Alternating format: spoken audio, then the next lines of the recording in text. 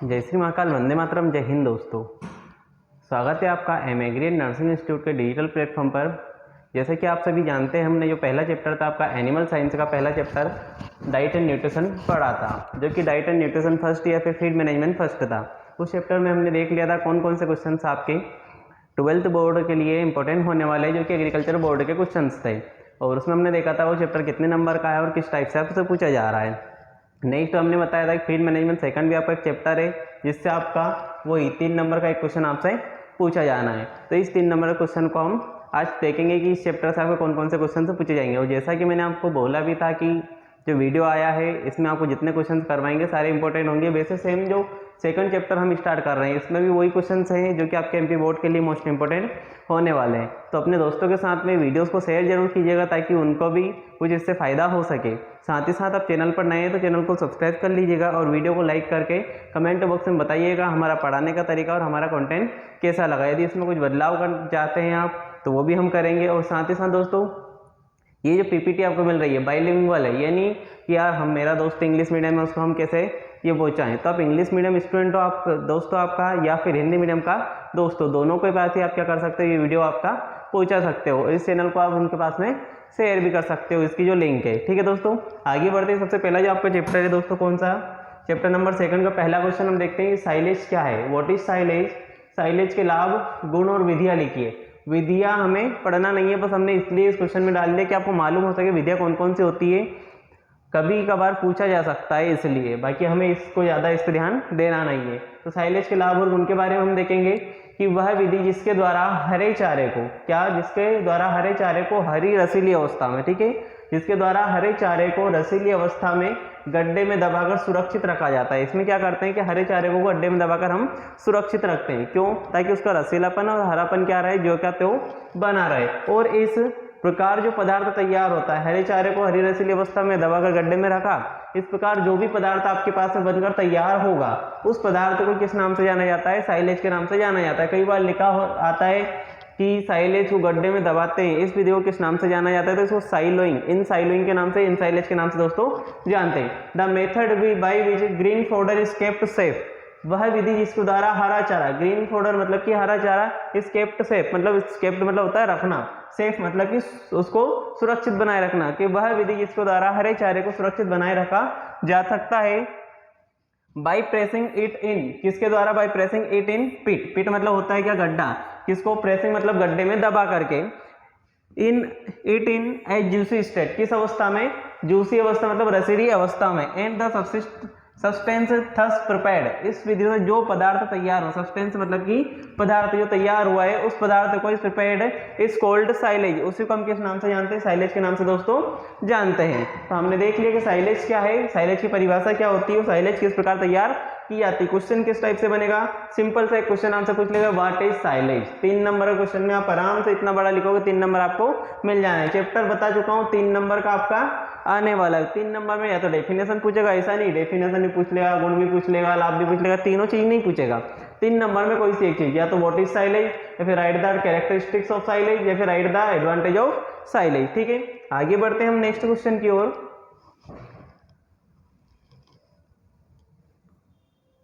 दूसरा जो क्वेश्चन है दोस्तों, फर्स्ट क्वेश्चन के अंदर ही हमने 2 क्वेश्चन लिखे हुए हैं। दूसरा क्वेश्चन है right the advantage of silage, मतलब साइलेज के लाभ लिखिए। चैप्टर 3 नंबर का है, पॉइंट भी 3 ही लिखने हैं और याद भी उसी हिसाब से आपको करना है। ठीक है, यदि आपको क्वेश्चन इस स्लाइड में सही से दिख रहे हैं कि हमने जो ऊपर क्वेश्चन लिखा हुआ है सही से आपको दिख रहा है, शो हो रहा है, तो कमेंट जरूर कर दीजिएगा हाँ सर शो हो रहा है, क्योंकि थोड़ा सा कई बार क्या टेक्निकल एरर के कारण क्वेश्चन आपको शो नहीं हो पाते, तो बता दीजिएगा। सबसे पहला देख लेते हैं एडवांटेज भी है साइलेज का, कि बाई मेकिंग साइलेज, मतलब साइलेज बनाने से क्या होता है, न्यूट्रिएंट्स कैन बी केप्ट, मतलब जो पोषक तत्व होते हैं उनको केप्ट मतलब रखा जा सकता है, क्या, कैन बी केप्ट सेफ मतलब सुरक्षित रखा जा सकता है फॉर ए लॉन्ग पीरियड, लंबी अवधि तक, लंबे समय तक। इस विधि के द्वारा क्या होता है कि जो न्यूट्रिएंट्स होते हैं, पोषक तत्व होते हैं, पौष्टिक पदार्थ होते हैं, उनको लंबे समय अवधि तक क्या बना के रख सकते हैं, अपन सुरक्षित बनाकर रख सकते हैं। Silage can be fed to animals, क्या होता है, साइलेज जो होती है भैया इसको फेड टू एनिमल मतलब खिला सकते हैं animals, even in rainy season, silage को वर्षा ऋतु में भी हम पशुओं को खिला सकते हैं। Feeding silage saves grains, feeding silage मतलब जो साइलेज होती है इसको खिलाने से सीधी बात होती है, हरा चारा उपलब्ध है तो इसको खिला रहे हैं तो उससे दानों की बचत हो जाती है, दाना मतलब कि अनाजों की बचत हो जाती है।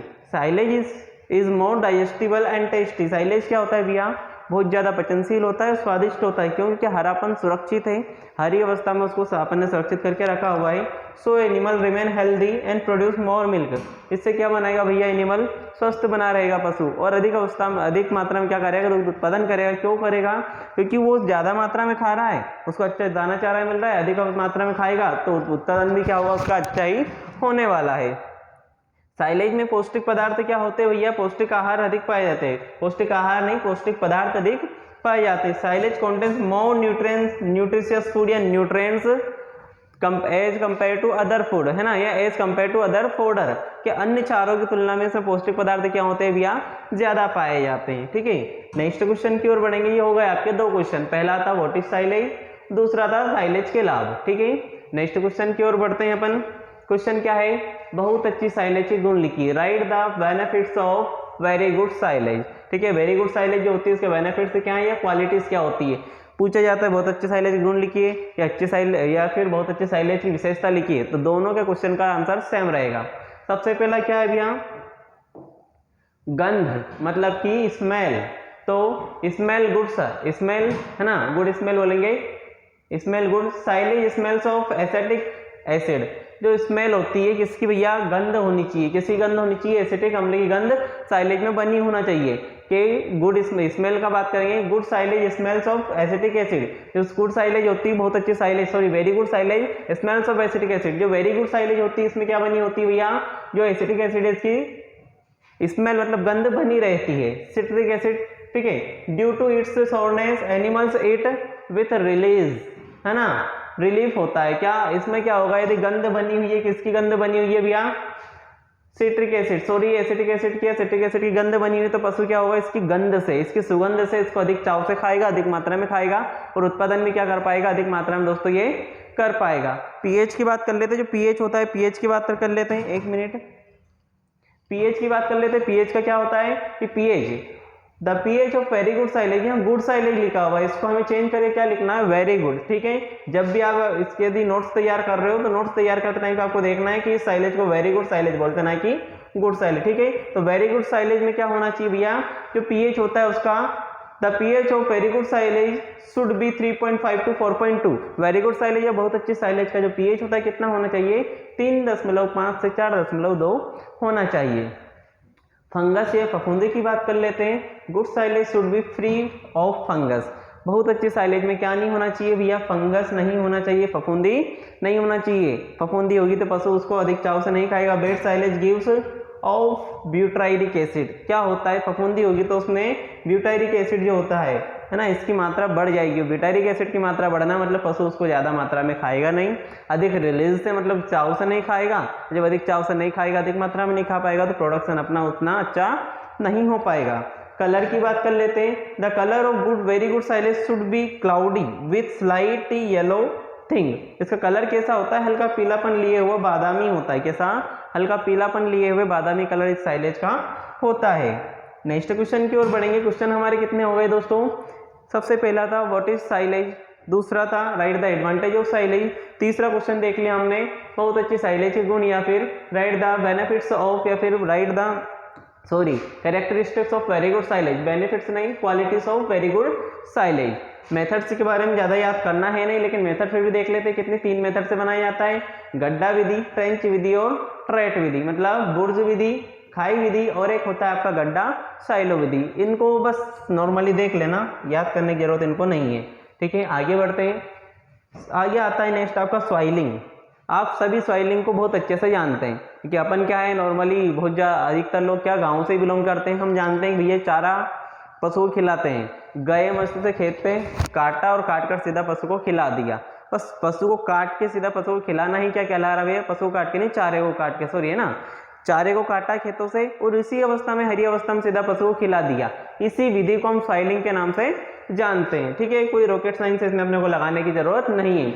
हरे चारे की फसलों को उगाकर उपयुक्त समय पर उसकी कटाई की जाती है। जब समय आएगा उस समय पर रसीली अवस्था में तथा जिस स्थान पर कटाई की जाती है उसी स्थान पर भंडारित करना, सॉरी भंडारित करना नहीं, जैसे ही आपने क्या किया भैया, हरे चारे की फसल को उगाने के पश्चात उपयुक्त मात्रा में, जैसे उग गई, आपको लग रहा है उपयुक्त समय पर अब इसकी कटाई करके सीधा पशुओं को खिलाना चाहिए। जैसे बरसीम और रिच का हम खिलाते हैं पशुओं को, इनके साइलेज भी तैयार की जाती है, लेकिन ये खिलाते हैं तो कब खिलाते हैं भैया इनको हम, कि काटा और काट के सीधा पशुओं को खिला दे, ये हम जानते हैं। तो हरे चारे की फसल को तैयार होने के पश्चात खेतों से काटकर सीधे पशुओं को खिलाने की जो विधि होती है, इस विधि को हम क्या कहते हैं भैया, स्वाइलिंग के नाम से जानते हैं। हरे चारे को काटकर उसी स्थान पर पशुओं को खिलाना या खिलाया जाता है, उसे ही स्वाइलिंग कहते हैं। ऊपर वाला छोड़ करके सीधा कहां से याद कर क्या पढ़ेंगे भैया अपन, स्वाइलिंग। कटिंग ग्रीन फोडर, इंग्लिश वाले कहां से इसको याद करने वाले हैं, कटिंग से, सीधा नीचे से। Cutting green fodder and feeding it in animals at the same place,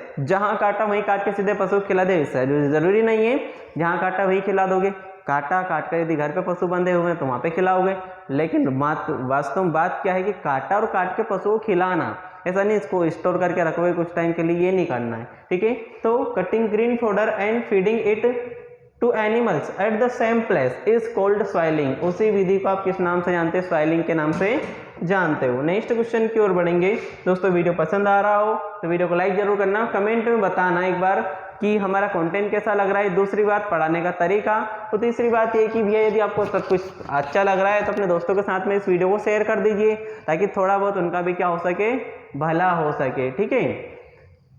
next देख लेते हैं इंपॉर्टेंस ऑफ स्वाइलिंग। क्या इंपॉर्टेंस ऑफ स्वाइलिंग या फिर स्वाइलिंग के महत्व। सबसे पहला महत्व क्या लिखा हुआ है, पशु को ताजा और पौष्टिक चारा प्राप्त हो जाता है।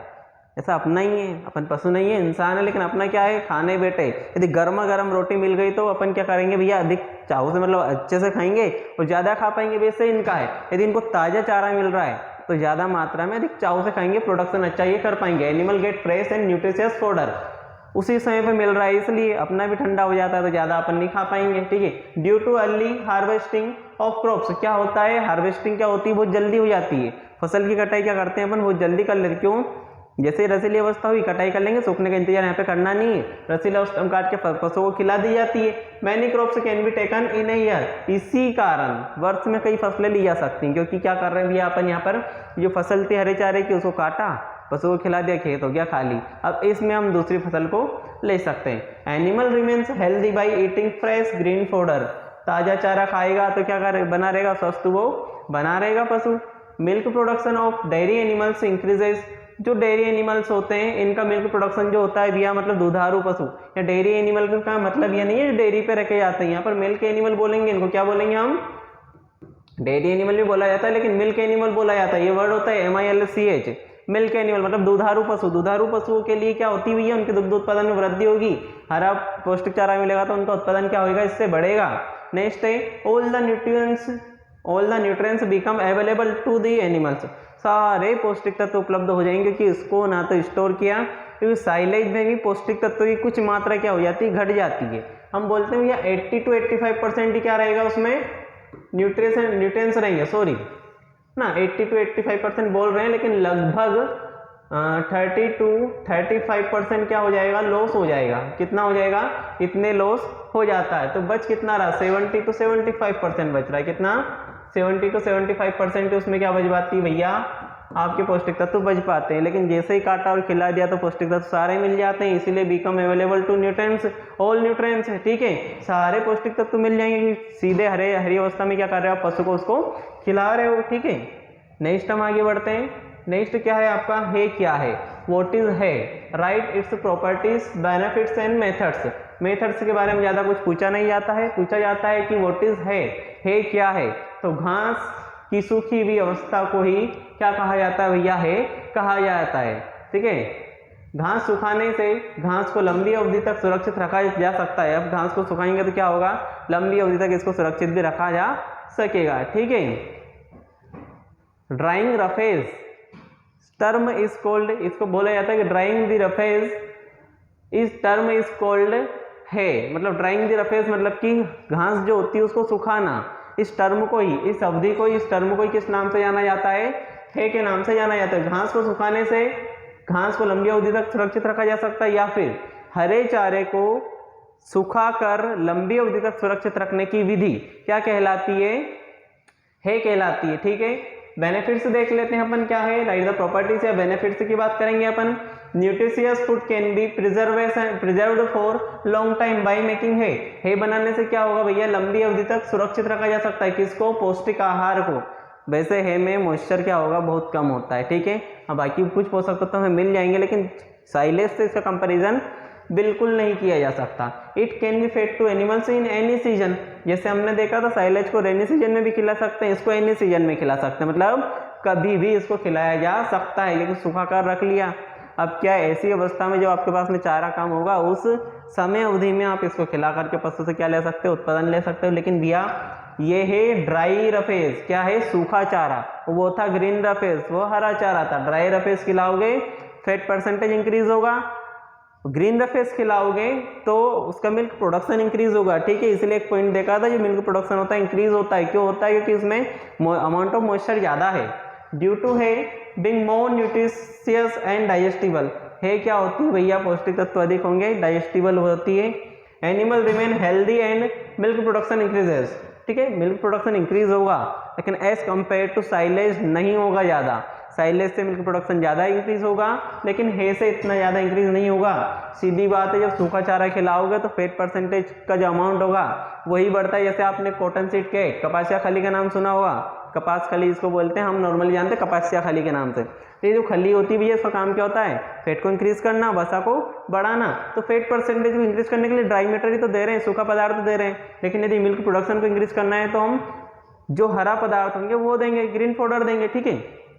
Nutrients are found in high quantity in है, पोषक तत्व उचित मात्रा में होते हैं, अधिक नहीं बोल सकते, बहुत अधिक मात्रा में नहीं होंगे, क्या होते हैं, उचित मात्रा में इसमें होते हैं। लेकिन अधिक लिखा हुआ है कि यदि आपके पास साइलेज नहीं है तो फिर अधिक पोषक तत्व वाला पदार्थ आपके पास में उपलब्ध है, उसे हम किस नाम से जानते हैं, है के नाम से जानते हैं। नेक्स्ट क्वेश्चन की ओर आगे बढ़ते हैं। नेक्स्ट क्वेश्चन आपका कौन सा है दोस्तों, है किया है, ये तो हो चुका है। के गुण हम देख लेते हैं, ठीक है, गुण भी हो चुके हैं, लगभग गुण अभी देखें। लाभ और विधियां, विधियों की मैं मना कर चुका हूं, देख लेते हैं गुण।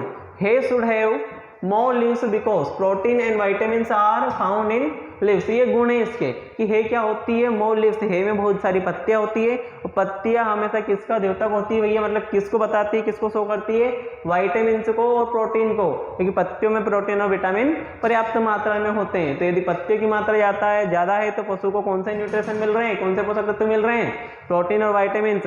चैप्टर नंबर 1 में मैंने आपको बताया था कि जो फूड होता है, फूड के कुछ कंपोनेंट्स होते हैं, राशन के कुछ कंपोनेंट्स होते हैं, जिसमें हमने प्रोटीन और विटामिन्स को देखा था, इनके फंक्शंस देखे थे। तो ये दोनों कंपोनेंट है, ये दोनों कंपोनेंट किससे मिल रहे हैं, ऐसे पशु को मिल जाते हैं। मतलब क्या हुआ है, पौष्टिक पदार्थ हो गया। पौष्टिक पदार्थ होने के साथ साथ बैलेंस डाइट का नाम भी इसको आप दे सकते हो। क्यों दे सकते हैं सर, क्योंकि इसमें क्या न्यूट्रिएंट्स मिल रहे हैं, और न्यूट्रिएंट्स को संतुलन बना के रखने का काम किसका होता है, बैलेंस डाइट का होता है, ठीक है, संतुलित आहार का होता है, ठीक है। है should B soft so that animal can be eat easily, और जो है होती है कैसे होना चाहिए, मुलायम होना चाहिए। मुलायम होगी तो पशु क्या करेगा भैया, आसानी से इसको खा सकता है। ये गुण है, महत्व देख रहे हो, या फिर इसका क्वेश्चन कई बार आता है उत्तम है के गुण लिखिए, केवल गुण लिखा हुआ है, लेकिन हिंदी में लिखा आएगा उत्तम है के गुण लिखिए, या फिर है के गुण लिखिए। Right the characteristics of good है, राइट द कैरेक्टरिस्टिक्स ऑफ है, राइट द क्वालिटीज ऑफ है, सारे क्वेश्चन का सेम एक आंसर होगा। द कलर ऑफ है शुड बी ग्रीन, कलर क्या होता है, हरा बना रहता है।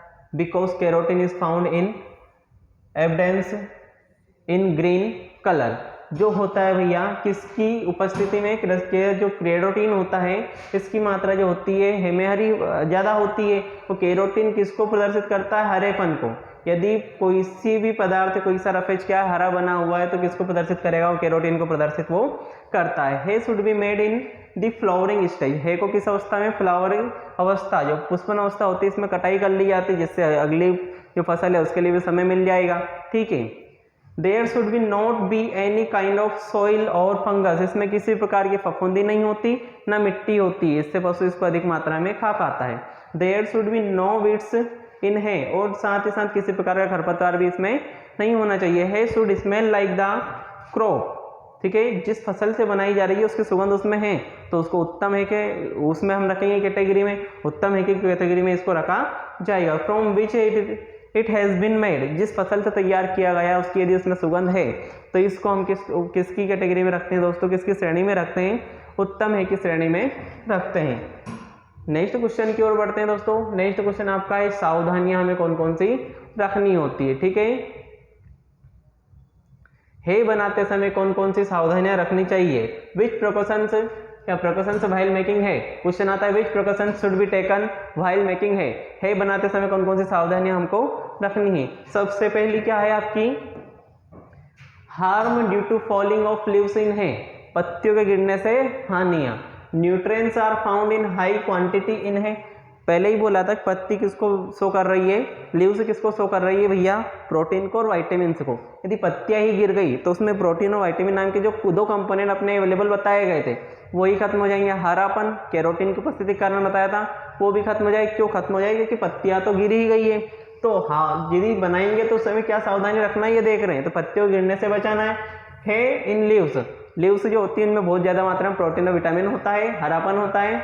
Hence due to their falling, यदि ये ही गिरी इनके गिरने से there is a decreases in nutrients in है, यदि पत्तियां ही गिर जाएंगी तो उससे क्या होगा, डिक्रीज होगी। क्या डिक्रीज होंगे, न्यूट्रिएंट्स। न्यूट्रिएंट्स कौन कौन से, प्रोटीन और विटामिन, जो कि हम बता चुके हैं आपको। Harm due to fading of colour, रंग उड़ने की हानि, क्योंकि रंग कैसा भैया, कैरोटीन के कारण क्या बना हुआ था, हरा बना हुआ था। डू नॉट ड्राई है इन ब्राइट सनलाइट, है बनाते समय कुछ सावधानियों में एक सावधानी होती है कि जब है को बना रहे हैं तो इसको बनाते समय आपको जो है होती है इसके लिए जिस फसल को सुखा रहे हो उसको बहुत ज़्यादा तेज धूप में नहीं सुखाना है। सुबह और शाम की जो धूप होती है उस धूप में सुखाया जाता है। उसके पश्चात दोपहर की धूप के समय पर इसको पेड़ की छाया में रख दिया जाता है, जिससे क्या होगा, न्यूट्रिएंट्स जो हरापन होगा ये उड़ेगा नहीं। हरापन नहीं उड़ेगा तो इसमें जो पोषक तत्वों की उपस्थिति यथावत बनी रहेगी।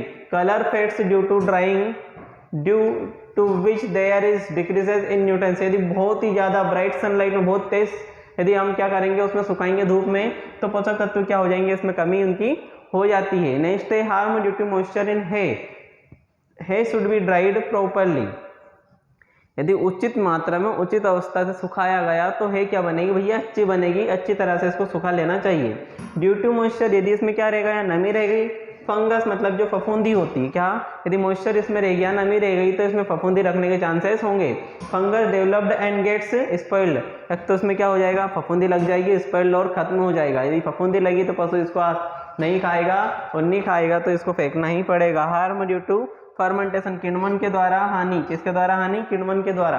किण्वन के द्वारा क्या हानि होती है देख लेते हैं।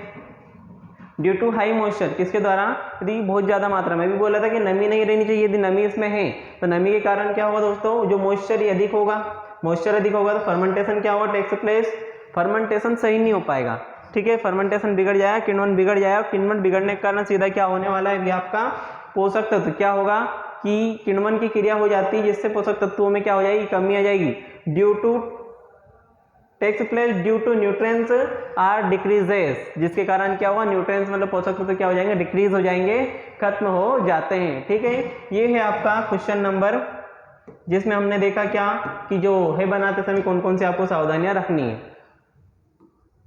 लास्ट क्वेश्चन हम देखने वाले हैं भैया, साइलेज का भारत में कम प्रचलन के कारण कि भैया भारत में साइलेज कम प्रचलित क्यों है, किस कारण से साइलेज को बहुत कम प्रचलन इसका है। सबसे पहला देख लेते हैं, Indian farmers are under educated, uneducated, जो भारतीय जो किसान हैं वो क्या है, अशिक्षित है। अशिक्षित होने के कारण उनको इस बारे में मालूम नहीं है कि भैया साइलेज नाम का कोई सा चारा है जिसमें हर एक अवस्था में जिसको हम सुरक्षित करके रख सकते हैं या पोषक तत्वों को यथावत बनाकर रखा जा सकता है। यदि इस बारे में मालूम होता तो अधिक मात्रा में साइलेज को बनाया जा सकता और ऐसे समय पर जबकि हरा चारा उपलब्ध नहीं है अधिक उनसे क्या लिया जा सकता, पशुओं से उत्पादन लिया जा सकता था। फार्मर लेक टेक्निकल नॉलेज, साथ ही साथ टेक्निकल नॉलेज मतलब तकनीकी ज्ञान की भी क्या है भैया, इसका भी अभाव या कमी होना। ये तकनीकी ज्ञान होगा तो आसानी से इसको बनाया जा सकेगा और हर किसान के पास में टेक्निकल नॉलेज इस चीज का नहीं है। Farmers fear that their fodder में गेट स्पॉइल्ड, दूसरी बात हम कोई सा काम कर रहे हैं उसके पहले एक डर मन में आ जाता है मैंने ये काम क्या बिगड़ गया तो। वैसे किसानों के मन में क्या होता है कि भैया एक फियर होता है, क्या होता है, एक डर होता है। वो डर किस बात का होता है कि उन्होंने जो चारा यूज किया है, जिस फसल का यूज कर रहे हैं ऐसा ना हो जाए कि साइलेज बनने के बजाय वो चारा खराब हो जाए, इस बात का डर बना रहता है। Most farmers do not even know the name of silage, कुछ किसानों को तो साइलेज का नाम तक मालूम नहीं है। इस कारण भी क्या भैया साइलेज का कम प्रचलन है भारत में। Silage is also less prevalent prevalent due to the longer time taken to prepare it. अब साइलेज को अधिक सब बनने में भी क्या लगता है भैया, अधिक समय लगता है। इस कारण से साइलेज का प्रचलन कम है। कुछ पशुपालन विभाग का भी जो है कुछ कम हस्तक्षेप है, मतलब जो पशुपालन विभाग है वो भी इस बारे में कोई भी ज़्यादा मतलब प्रचार नहीं करता है, इसके बारे में बताता नहीं कि साइलेज नाम का कोई सा चारा भी है। इस कारण भी क्या है भैया, इसका अभाव बहुत ज़्यादा है। ठीक है, तो कुछ और भी पॉइंट होते हैं कि भारतीय किसान के पास में भूमि की कमी होने के कारण भी साइलेज नहीं बनाता है। साइलेज लेगा या फिर वो दूसरी फसल लेगा, क्योंकि हरियोस्तम काट तो लेगा लेकिन उसके बाद में फिर उचित मात्रा में यंत्रों की अभाव होता है, इस कारण से भी नहीं बनाते हैं। दोस्तों वीडियो पसंद आया हो तो वीडियो को लाइक जरूर करिएगा, कमेंट में बताइएगा कि आपको जो क्वेश्चन से प्रॉपर दिख रहे थे, स्लाइड प्रॉपर दिख रही थी, वो स्लाइड हमारी सही थी। साथ ही साथ यदि वीडियो पसंद आया है और लग रहा है कि हाँ आपका भला तो हो ही रहा है, साथ साथ यदि आपके मित्र का भी भला हो सकता है, तो इस वीडियो को उसके साथ में शेयर कर दीजिएगा, ताकि वो भी क्या कर सकें, इस वीडियो को अच्छे से देख सकें और वो एमपी बोर्ड में अच्छे नंबर ला सकें। तो मिलते हैं नेक्स्ट वीडियो में। नेक्स्ट वीडियो आपका होने वाला है मेडिसिन एंड इक्विपमेंट का, जो कि चैप्टर नंबर आपका 3rd है।